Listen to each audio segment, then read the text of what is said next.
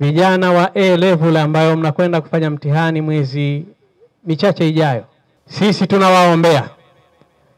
Mimi ombi langu kwenu, tunawasubiri mpate division 1, ukikosea basi upate 2, ili tuwasomeshe katika vyuo vya elimu ya juu. Mpasi tukuwekeeni mazingira, mwende zenu mkasome. Kina mama tunawategemea sana. Kwa hiyo kina mama, tumieni hii fursa.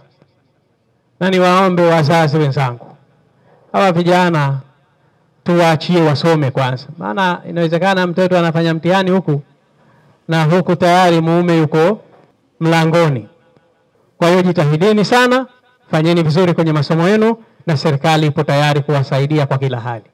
Tutakupeni kila aina ya ushirikiano vijana, ili muhakikishe kwamba mnafanya vizuri. Nakumbuka mwaka juzi na mwaka jana na mwaka juzi kabla mwaka juzi, Mheshimiwa, kila Ramadhani unaenda kwa wanafunzi na unawaapisha.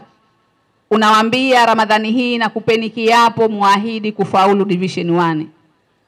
Tangu uanze utaratibu huu Mheshimiwa, matokeo ya division 1 yamekuwa yakiongezeka mwaka hadi mwaka.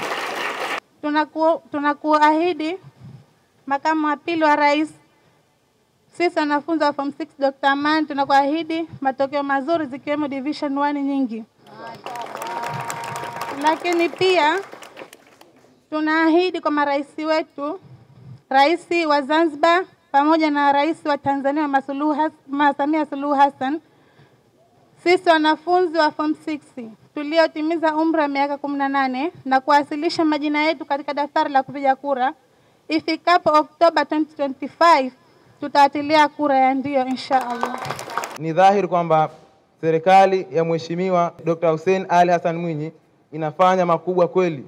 Sambamba na hilo, naomba nitoe ahadi mbili mbele yako Mheshimiwa.